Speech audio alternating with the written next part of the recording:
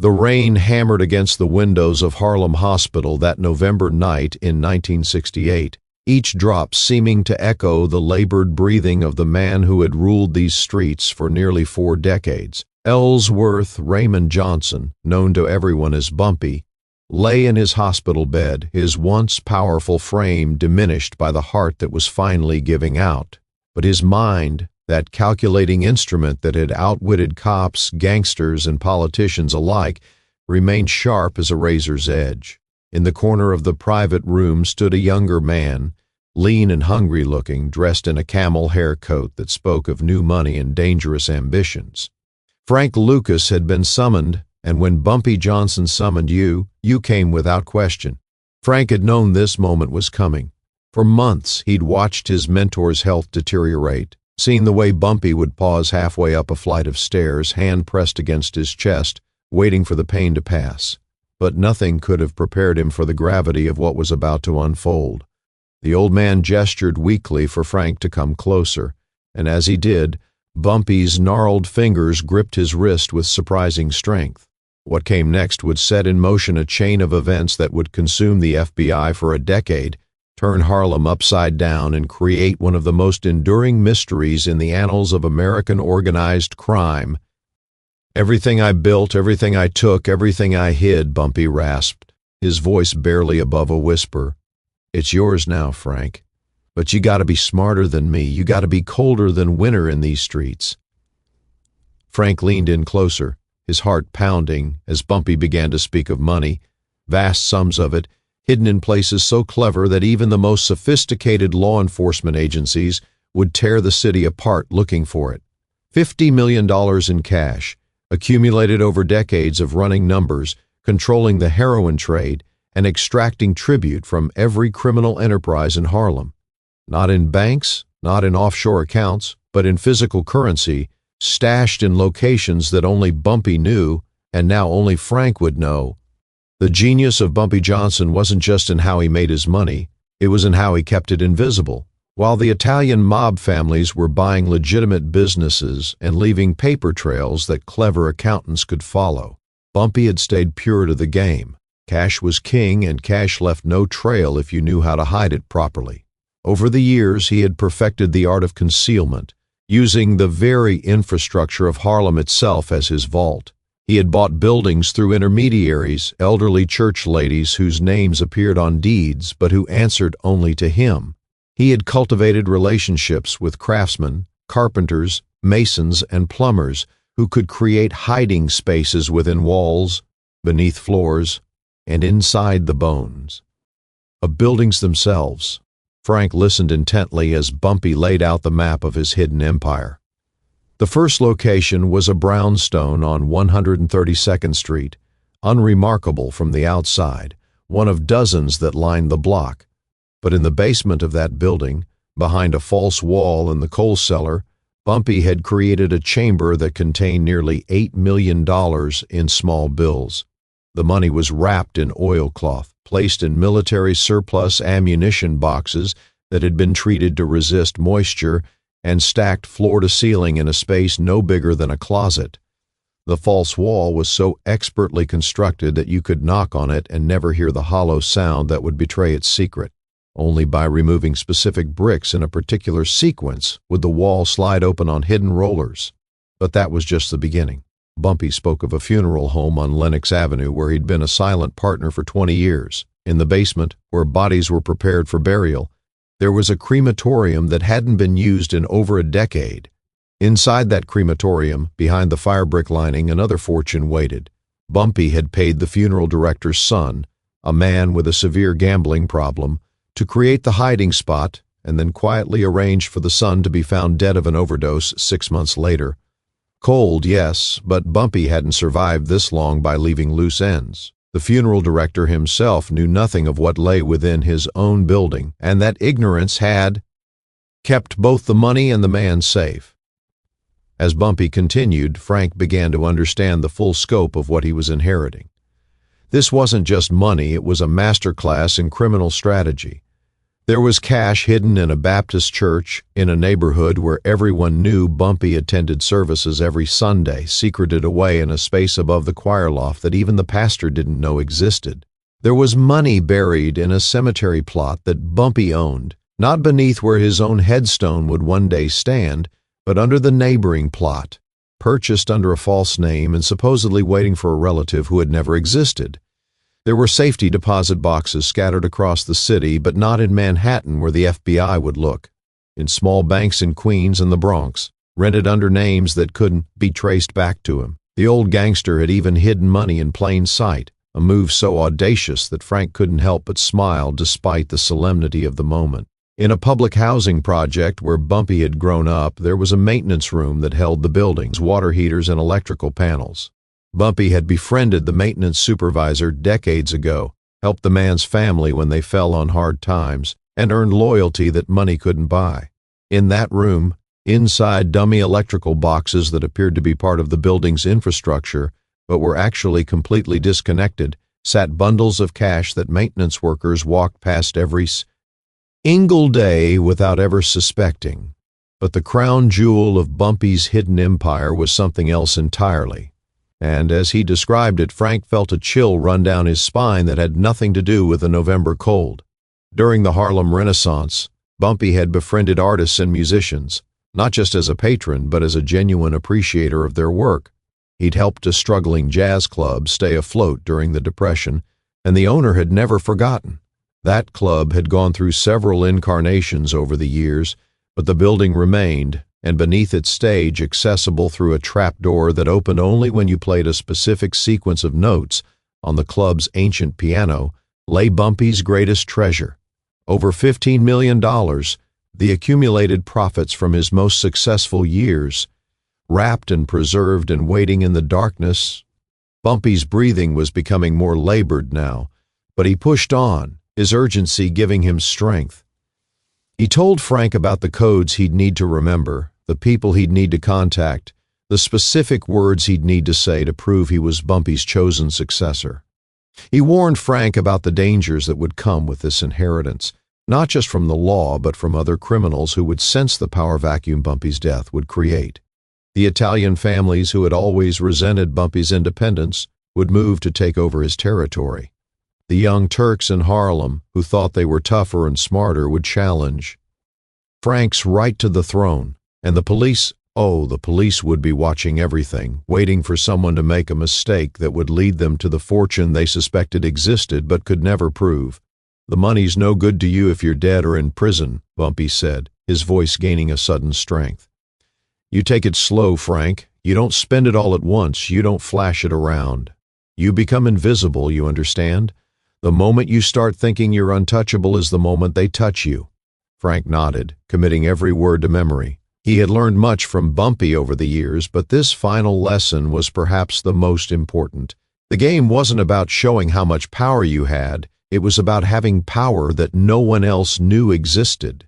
Outside the hospital room, nurses moved quietly through the corridors, unaware that they were witnessing the transfer of a criminal empire. On the streets below, Harlem was beginning to stir with its evening life. The bars filling up, the numbers runners making their rounds, the dealers serving their customers, all of them part of an ecosystem that Bumpy had shaped and controlled. And somewhere in the city, in buildings and businesses and secret places, $50 million waited in the darkness, a fortune that would soon become the object of the most intensive manhunt the FBI had ever conducted in pursuit of hidden criminal assets. Bumpy's hand suddenly tightened on Frank's wrist one last time. "There's one thing," he said, and Frank leaned in so close their faces were almost touching. "The biggest stash, the one that really matters. I never told nobody about it, not even Mamie. Mamie was Bumpy's wife, and if he'd kept this from her, it was serious. When they come looking, and they will come looking, this is the one they'll never find because they'll never believe it exists. You listening to me, Frank?" Frank nodded, barely breathing. Bumpy's eyes, which had seemed clouded with pain moments before, were suddenly clear and bright with a kind of fierce intelligence that reminded Frank why this man had ruled Harlem for so long. What Bumpy told him in those final minutes would haunt Frank Lucas for years to come. It was a location so unlikely, so protected by its very nature that even the most thorough investigation would pass over it without a second glance.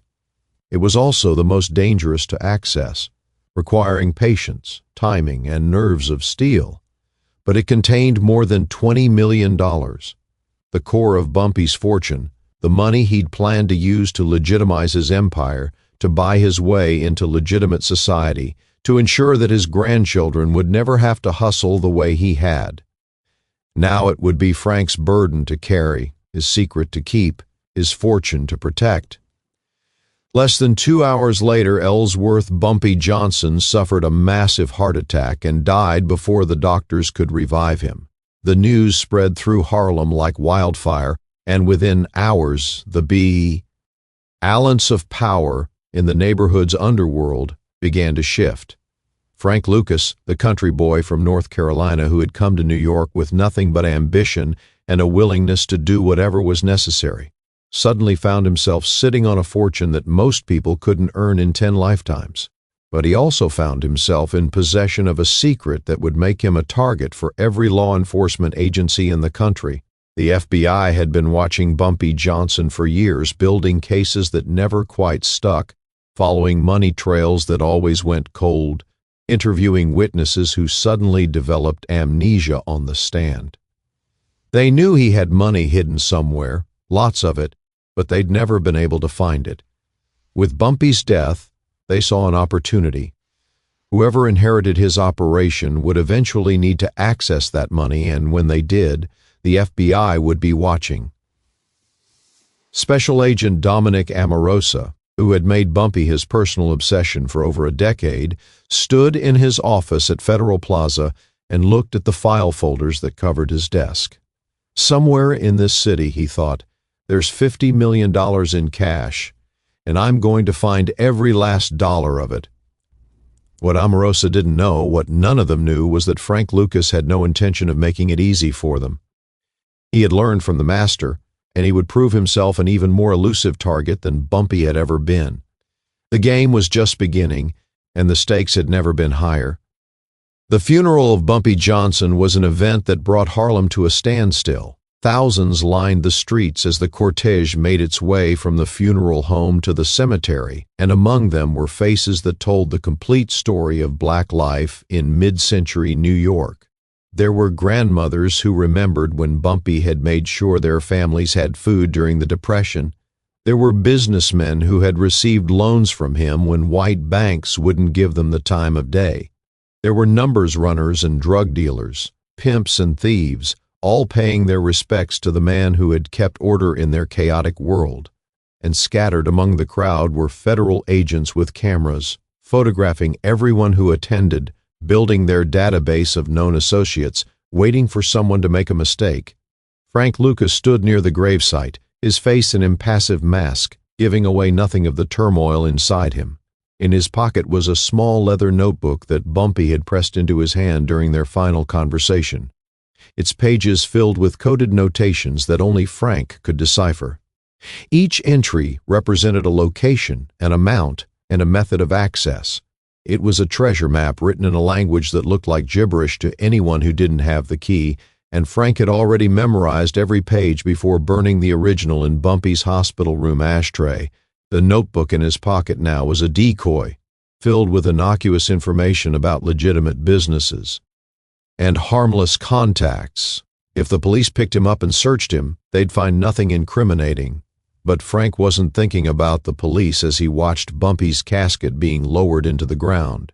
He was thinking about the Italian families who were already making moves into Harlem, testing the waters to see if anyone would push back.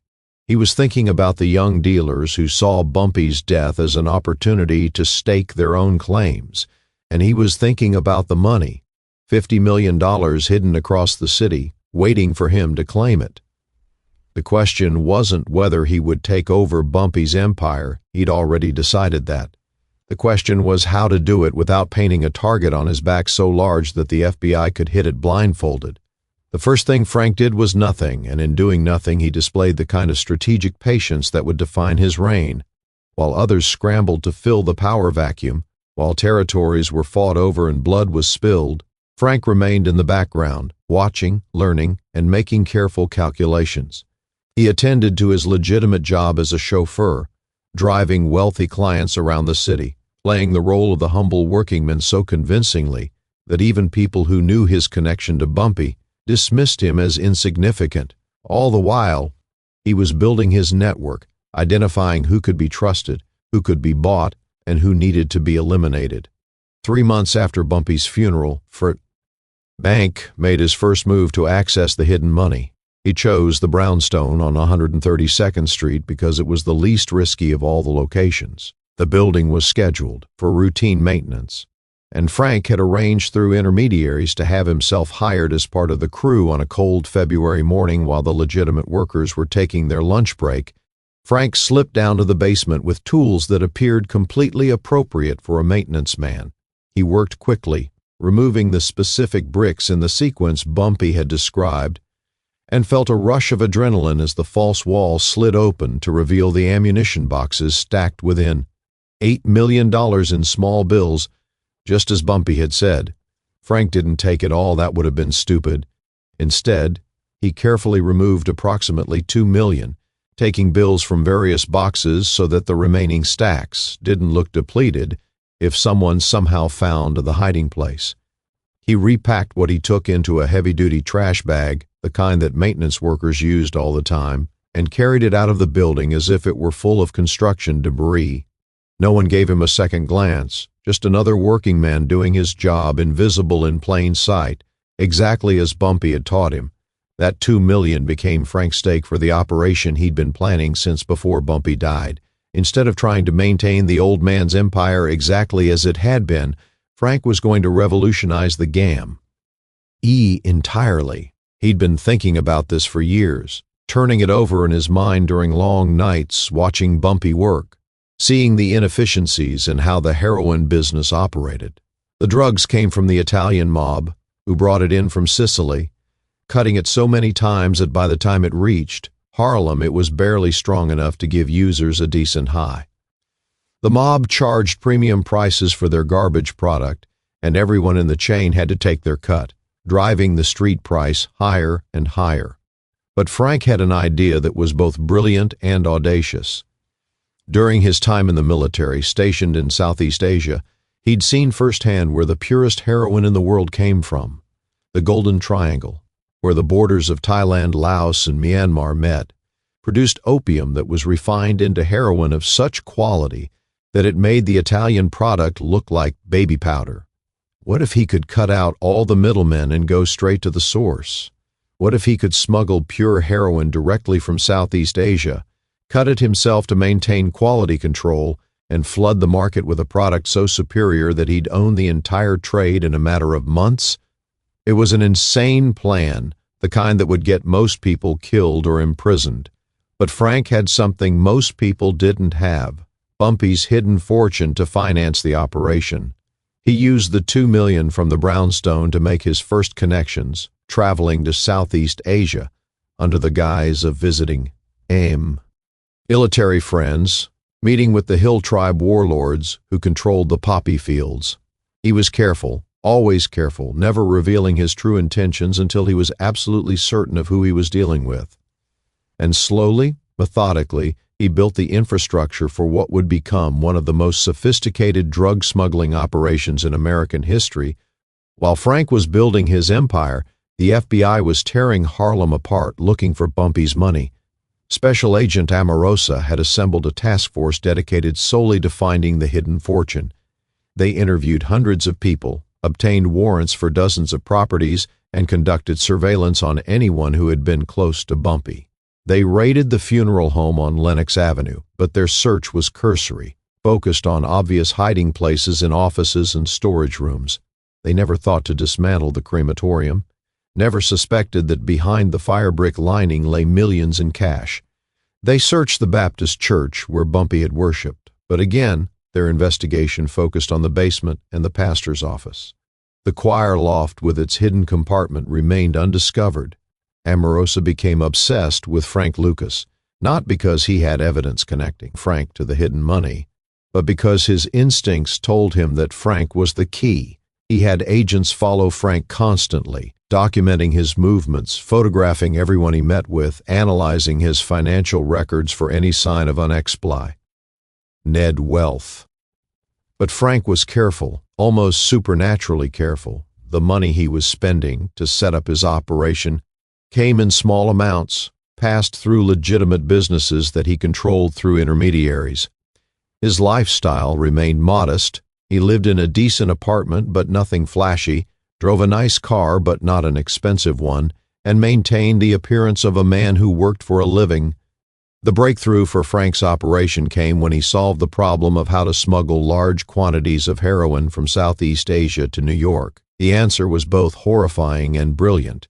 He would use the coffins of dead American soldiers being shipped home from Vietnam.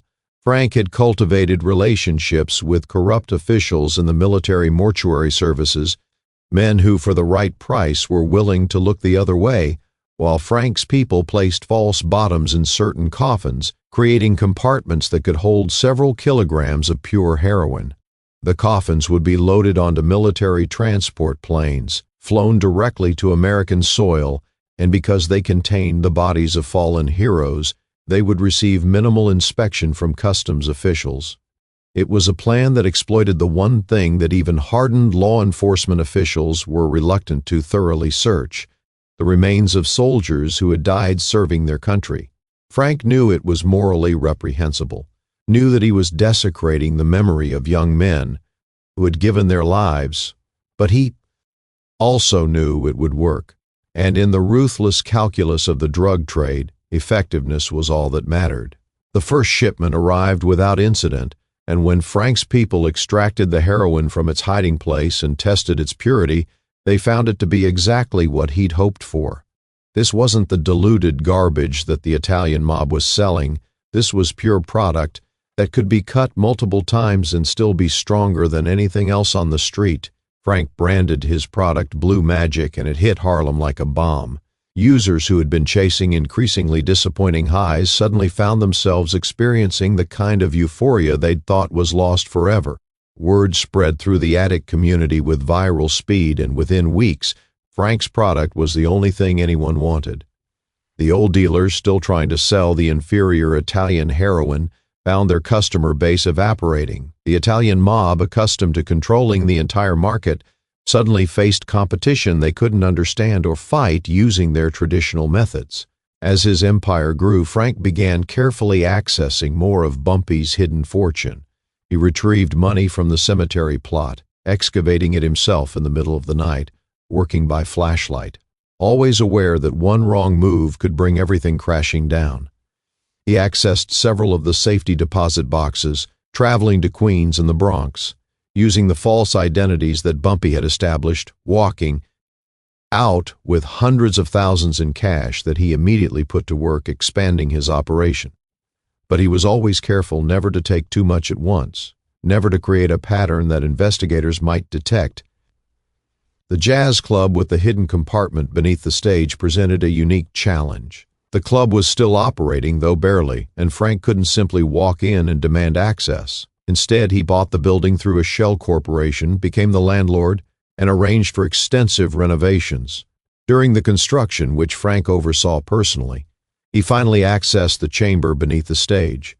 $15 million, exactly where Bumpy had said it would be, preserved perfectly in its dark hiding place.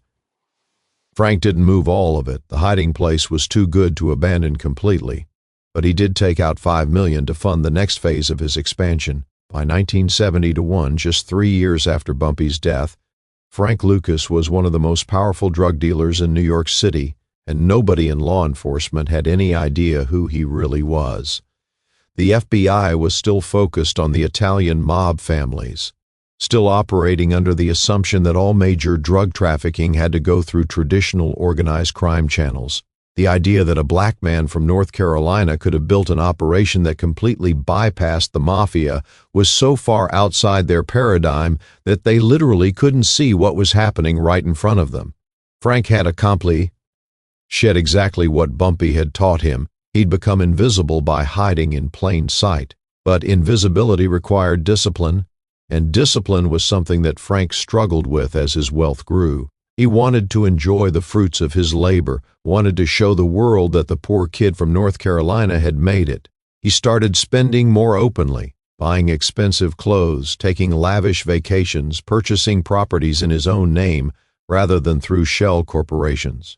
His common-law wife, who knew nothing of Bumpy's hidden fortune, assumed Frank's wealth came entirely from his drug operation, which was generating millions in profits every month. She had no idea that he had access to a separate fortune that was funding his expansion. Special Agent Omarosa watched Frank's increasing visibility with growing interest. He still couldn't prove anything. Frank was too careful for that, but his instincts told him that this was his target. He assembled everything they knew about Frank Lucas into a file that grew thicker by the month. Surveillance photos, financial records, witness statements from people who'd seen Frank at various locations. He built a timeline of Frank's movements in the months following Bumpy's death, looking for patterns, for anomalies, for anything that might indicate where the hidden money was stashed. And slowly, painstakingly, he began to see connections that others had missed.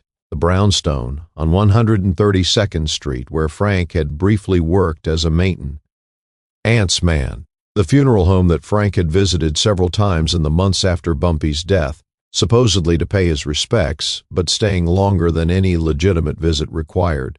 The jazz club that had been purchased by a shell corporation that, through layers of paperwork, could be traced back to Frank's associates. Omarosa couldn't prove that Frank had found Bumpy's money, but he became convinced that he had, or at the very least knew where it was. The question was how to prove it, how to catch Frank in the act of accessing the hidden fortune. What Omarosa didn't know was that Frank still hadn't accessed the largest cache, the one that Bumpy had described in their final conversation. This was the location that really mattered, the $20 million that represented the core of Bumpy's wealth. Frank had deliberately avoided it, knowing that it was the most dangerous to access, the one that would require perfect timing and execution. He was saving it for when he really needed it, for the emergency fund that would allow him to disappear if everything went wrong.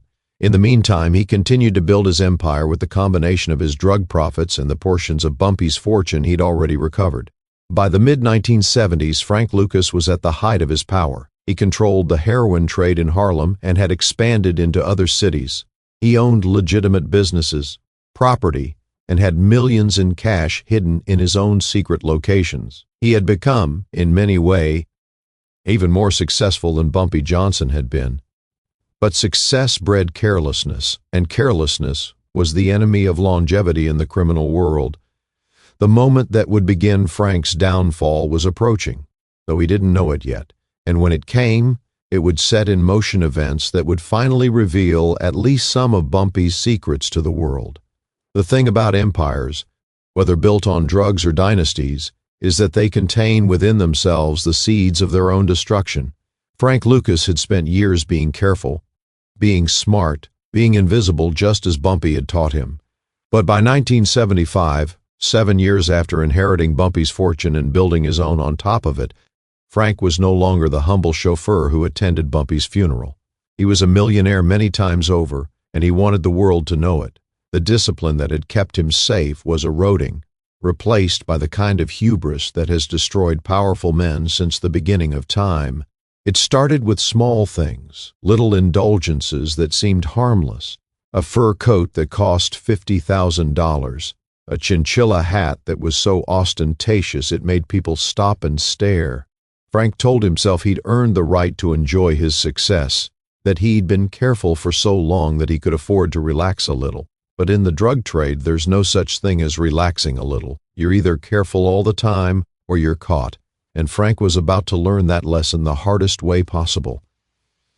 The moment that everything began to unravel came at Madison Square Garden during the fight between Muhammad Ali and Joe Frazier, the bout that the whole world was watching. Frank showed up to that fight dressed like royalty, wearing the chinchilla coat and hat, dripping in gold jewelry, with his beauty queen wife on his arm. He had seats at ringside, the kind of seats that meant you were somebody important, and he made sure everyone saw him. Cameras panned across the celebrity-filled crowd, and there was Frank Lucas, grinning and waving, announcing his presence to millions of viewers, including every cop and federal agent in the country. In the crowd that night was Richie Roberts, an incorruptible detective who had made his reputation by turning in $1 million in drug money that he and his partner had found rather than keeping it. Roberts took one look at Frank in his expensive furs and had a simple thought: who the hell is this guy? That question would lead Roberts on an investigation that would consume the next 2 years of his life and ultimately bring down Frank's empire. But even as Roberts began building his case, even as surveillance teams started following Frank's every move, even as informants began providing information about his operation, the FBI task force hunting for Bumpy's hidden fortune remained frustrated. They knew Frank had money, lots of it, but they couldn't figure out where it had come from. His drug operation was certainly profitable, but the math didn't add up. Frank was spending like someone who had access to generational wealth, not like someone who'd built everything from scratch in just a few years. Special Agent Omarosa had never given up his hunt for Bumpy's fortune. While other agents had moved on to different cases, Omarosa remained obsessed. He had maps of Harlem covering the walls of his office, with pins marking every location that Bumpy had owned or frequented. He had financial records going back decades trying to track money flows that had gone cold years before, and he had convinced himself that Frank Lucas was the key to everything. If he could break Frank, if he could get him to talk, then maybe, finally, he could solve the mystery that had haunted him for over a decade. But Frank wasn't talking to anyone about Bumpy's money, not even to his closest associates. The locations of the remaining caches were locked in his mind, and he'd been careful never to access them in any way that could be traced. He'd learned from watching others make mistakes, seen how criminals got caught by being predictable, by establishing patterns that investigators could follow. So Frank was random in his movements, erratic in his behavior, never visiting the same place twice in the same way. It made him harder to follow, harder to predict, and it kept the hidden fortune safe, even as his drug empire came under increasing pressure. The arrest, when it came in 1975, was almost anticlimactic. After 2 years of investigation, Roberts and his team had built an ironclad case against Frank's drug operation. They had wiretaps, they had informants, they had financial records that proved Frank was running a massive smuggling and distribution network. They raided his properties simultaneously, arresting Frank and dozens of his associates, seizing drugs, money, and evidence. But even as Frank was being led away in handcuffs, even as prosecutors were celebrating what they thought was a complete victory, they had no idea that they'd only scratched the surface of Frank's wealth. In custody, Frank was offered a deal: cooperate with investigators, provide information about his operation and his associates, and receive a reduced sentence. Frank knew the game, knew that the moment he started talking, he became a target for every criminal he'd ever worked with. But he also knew that he was facing life in prison if convicted, and life was a long time. So he made a calculation: he would cooperate, but only to a point. He would give them information about his drug operation, about the people who'd worked for him, even about some of the corrupt cops and officials who'd been on his payroll. But he would never ever mention Bumpy Johnson's hidden fortune. The information Frank provided was explosive. His cooperation led to the arrest of 3/4 of the DEA's New York office, exposed corruption that went all the way to the top of law enforcement, and resulted in dozens of convictions. Frank became one of the most valuable cooperating witnesses the government had ever had, and in exchange his sentence was drastically reduced. But through all the debriefings, all the testimony, all the interviews, Frank never once mentioned the millions that remained hidden across the city. As far as the government knew, all of Frank's money had come from drugs, and they'd seized most of it during the raids. Special Agent Omarosa tried repeatedly to interview Frank about Bumpy's fortune. He showed up at the prison where Frank was being held, laid out his theories, showed Frank the maps and financial records he'd compiled over the years. "I know Bumpy left you something," Omarosa said. "I know he told you where the money was hidden. You're cooperating on everything else. Why not this?"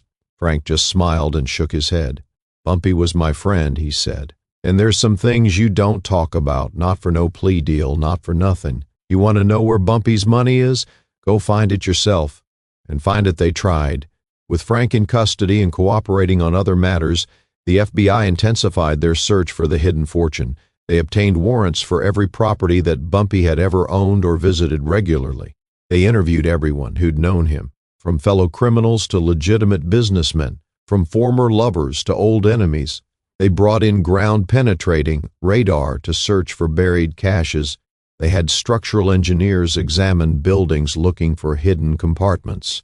They tore apart the funeral home on Lenox Avenue, and this time they were thorough, ripping out walls, examining every inch of the basement, even dismantling the crematorium brick by brick, and they found it. Behind the fire brick lining of that old crematorium, they discovered military ammunition boxes containing over $6 million in cash. The bills were old, sequential, and when the FBI traced the serial numbers, they found that they'd been circulated in Harlem during the 1950s and early 1960s, exactly when Bumpy was at the height of his power. It was the first major discovery of Bumpy's hidden fortune, and it energized the investigation like nothing else could have. If there was $6 million hidden in one location, there had to be more, lots more, scattered across the city. The discovery led to a renewed push to make Frank talk. Prosecutors offered him an even better deal, immunity from any charges related to the hidden money if he would just tell them where the rest was located. Frank considered it, actually considered it, because by this point he'd been in custody for over a year, and the walls of prison were closing in on him. But then he thought about Bumpy, about that final conversation in the hospital room, about the trust the old man had placed in him, and he thought about what it would mean to betray that trust, to give up secrets that weren't just about money, but about loyalty and honor in a world where those things actually meant something. "I can't help you," Frank told the M. "Even if I wanted to, I can't. Bumpy never told me everything." It was a lie, of course, but it was a lie that Frank would stick to for years. The truth was that he knew exactly where several major caches remained hidden, including the big one, the $20 million that Bumpy had described in their final moments together. But Frank had decided that no matter what happened to him, no matter how long he spent in prison, he would never reveal those locations. It was the one thing he could do to honor the man who had changed his life. The FBI kept searching. They found the cache in the Baptist church, discovering almost $4 million hidden above the choir loft. They found money in several safety deposit boxes, after obtaining warrants to open every box that had been rented under suspicious names in the years before Bumpy's death. They excavated the cemetery plot and recovered another $2 million that had been buried there. In total, over the course of 3 years of intensive investigation, they recovered approximately $18 million that could be definitively traced back to Bumpy Johnson's criminal empire, but that left more than half of the fortune unaccounted for. Omarosa knew it, his superiors knew it, and most frustrating of all, they knew that Frank Lucas knew where it was. The agent made multiple trips to visit Frank in prison, each time hoping that years behind bars would have softened Frank's resolve, would have made him willing to trade information for something, anything. But Frank never budged. He served his time, was released after serving only a fraction of his original sentence thanks to his cooperation on other matters, and walked out of prison in the early 1980s, still holding on to Bumpy's biggest secrets. Life after prison was difficult for Frank. His empire was gone, his fortune seized, his reputation destroyed by his cooperation with authorities. He was considered a snitch by the criminal world, which meant he could never return to the life he'd known. He tried to go straight, working legitimate jobs, trying to rebuild his life without the drug money that had once flowed so freely. But he was Frank Lucas, and his name carried weight whether he wanted it to or not. Young dealers would approach him, wanting to learn from the legend, wanting to know his secrets. And sometimes, late at night when he'd had a few drinks, Frank would talk about the old days, about Bumpy and Har 7:01 p.m. Lem, and the way things used to be. But he never talked about the money, never mentioned the locations that remained undiscovered. There were at least 3 major caches that the FBI had never found, including the big one, the 20 million that represented the core of Bumpy's fortune. Frank would sometimes drive past the location just to see if it was still there, still undiscovered, still waiting. And every time, he felt a mix of satisfaction and sadness. Satisfaction that he'd kept the secret. Sadness that all that money was just sitting. Gee there, doing no one any good. The years passed and the FBI's investigation gradually wound down. New agents replaced the old ones. New cases took priority, and the hunt for Bumpy Johnson's hidden fortune became one of those unsolved mysteries that law enforcement agencies accumulate over decades. Omarosa retired in the late 1980s, still frustrated that he'd never found all the money, still convinced that Frank knew where it was. He tried one last time to get Frank to talk, visiting him at his home in New Jersey, two old men discussing ancient history. "You won," Omarosa told him. "We found some of it, but you kept most of it hidden. You can tell me now, it doesn't matter anymore. Where's the rest of the money?" Frank had smiled, that same enigmatic smile he'd given Omarosa so many times over the years. "If I told you," he said, "it wouldn't be a secret anymore, would it? And some secrets are worth keeping, even when they cost you everything." Omarosa left that meeting knowing he would never get his answer, that Frank Lucas would take Bumpy Johnson's final secrets to his own grave. And in a way, he had to respect that. The kind of loyalty that Frank had shown was rare in any world, but especially in the world of crime where everyone eventually turned on everyone else. In the decades that followed, the legend of Bumpy's hidden fortune only grew. Treasure hunters would occasionally get permission to search old buildings in Harlem, convinced they'd found clues that the FBI had missed. Documentaries would speculate about where the money might be hidden, proposing elaborate theories about secret bank accounts and buried treasure. Books were written, movies were made, and through it all, Frank Lucas remained silent, the keeper of secrets that no amount of money or pressure could extract from him. The ultimate fate of the remaining fortune, that 20 million and whatever other caches were never discovered, remains unknown to this day. Frank Lucas died in 2019 at the age of 88, and if he ever told anyone the truth about what Bumpy had revealed to him that night in the hospital, they've never come forward. The FBI officially closed their investigation into Bumpy Johnson's hidden assets in 1987, having recovered what they estimated was roughly a third of the total fortune. The rest, they concluded, was either spent before they could find it, hidden so well that it would never be recovered, or simply never existed in the amounts that informants had claimed. But those who knew Frank, who had seen the look in his eyes when anyone mentioned Bumpy's name, who had watched him keep that secret through years of imprisonment and poverty and temptation, they knew the truth. The money was out there somewhere, hidden in the infrastructure of a city that had changed dramatically since Bumpy's time. Buildings had been renovated or torn down. Neighborhoods had been gentrified, and the Harlem that Bumpy had known and controlled had become something entirely different. Perhaps the money was discovered by construction workers who never reported it, or perhaps it still sits in its hiding places, waiting for someone to stumble upon it accidentally, or perhaps it was destroyed by time and the elements, rendered worthless by decay and damage. The jazz club where Bumpy had hidden 15 million beneath the stage was demolished in the 1990s to make way for luxury condominiums. If any money remained in that hidden chamber, it's now buried beneath several floors of expensive apartments, inaccessible even if you knew exactly where to look. The brownstone on 132nd Street still stands, and Frank had only taken a portion of what was hidden there, which means that somewhere in that building's basement, behind a false wall in what's now probably someone's laundry room, several $1 million in old currency might still be waiting. But without knowing the exact sequence of bricks to remove, without understanding the mechanism that Bumpy had designed, the money might as well be on the moon. And then there's the big one, the location that Bumpy revealed in his final moments, the 20 million that Frank never accessed, because it was too dangerous, too risky, too likely to bring everything crashing down. Frank never told anyone what that location was, never hinted at it even in his most unguarded moments. But he did say once, years after he got out of prison, that if the FBI had known where to look, they would have kicked themselves for missing something that was hidden in plain sight. protected not by elaborate security, but by people's assumptions about what was possible and what wasn't. Some investigators who worked the case in its later years believed the money was hidden in a government building, somewhere that was searched repeatedly but never thoroughly, because no one could believe that Bumpy would have been bold enough to hide money in a place like that. Others thought it might be in a church or a school, locations that investigators would be reluctant to tear apart without overwhelming evidence.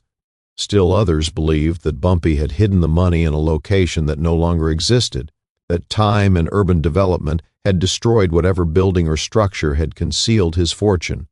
The truth is that we'll probably never know. The story of Bumpy Johnson's hidden fortune has passed into legend, a tale told in bars and barbershops across Harlem, embellished and expanded with each retelling until it's hard to separate fact from fiction. Frank Lucas, W. could have provided the definitive answer, chose instead to protect his mentor's legacy, to keep faith with a promise made in a hospital room over 50 years ago. In an age where everyone tells everything, where privacy is a quaint notion and secrets are currency to be traded for advantage, Frank's silence stands as a testament to a different kind of honor, the kind that values loyalty above personal gain, that keeps faith even when it costs you everything. The FBI spent 10 years actively searching for Bumpy's fortune, from his death in 1968 until they officially scaled back the investigation in 1978. They recovered approximately $18 million, a fortune by any standard, but they knew it was only part of what Bumpy had accumulated. The remaining money, anywhere from $30 to $40 million, depending on whose estimates you believe, remains hidden to this day, a treasure that might never be found, might already have been destroyed, or might still be waiting in the bones of buildings in the forgotten spaces of a city that never stops changing. Frank Lucas's refusal to reveal what he knew cost him opportunities for reduced sentences, for financial security, or the kind of redemption that cooperation might have provided. But it earned him something perhaps more valuable, the knowledge that he had honored his word to a man who had trusted him with everything. In the end, Frank died not wealthy but not destitute either, having rebuilt a modest life after his release from prison. He gave interviews about his drug empire, allowed his story to be told in movies and documentaries, but he never wavered on the one topic that interviewers always wanted to discuss. Where was the rest of Bumpy's money that Frank would say with that enigmatic smile, is between me and Bumpy, and since Bumpy's been gone for over 50 years now, I guess it's just between me and God. It was the answer of a man who understood that some things matter more than money, more than freedom, more than the opinions of others. In keeping Bumpy's secrets, Frank Lucas secured his own place in the legends of Harlem, not just as a drug kingpin who built an empire, but as a man who understood loyalty in its purest form. And somewhere in New York City, if you believe the legends, if you trust that at least some of what Frank claimed was true, there's still money hidden, waiting for someone to find it or waiting for time to finally erase it from existence. The FBI gave up their search decades ago, but treasure hunters and dreamers still look, still theorize, still hope that they might be the ones to finally solve the mystery that law enforcement couldn't crack. The story of Bumpy Johnson's hidden $50 million has become part of New York's folklore, as much a part of the city's history as the skyscrapers and the subway system. Whether that money will ever be found, whether it even still exists in any meaningful form, is a question that may never be answered. But the search for it, the decade that the FBI spent tearing apart a city looking for cash that stayed hidden, stands as a testament to both Bumpy Johnson's genius in concealing it and Frank Lucas's loyalty in protecting those secrets. In a world where everything is documented, tracked, and traced, where privacy is increasingly impossible and secrets are increasingly rare, there's something almost mythic about the idea that millions of dollars could simply disappear, hidden so well that even the most sophisticated investigative agencies in the world couldn't find it. And so the legend persists, passed down through generations, embellished and expanded, until it's hard to know where truth ends and myth begins. But at its core, it's a story about two men, a mentor and his protégé, bound together by trust and loyalty that transcended even death. Bumpy Johnson built an empire and hid its treasures so well that they remained hidden long after he was gone. Frank Lucas inherited those secrets and chose to protect them rather than profit from them, even when doing so cost him dearly. Together, they created one of the great unsolved mysteries of American crime, a puzzle that has frustrated investigators, inspired treasure hunters, and captured imaginations for over half a century. And somewhere, in the concrete canyons of New York, beneath the streets, or behind the walls, or in some forgotten space that no one thinks to look, Bumpy Johnson's fortune might still be waiting, a testament to the enduring power of secrets and the men who keep them.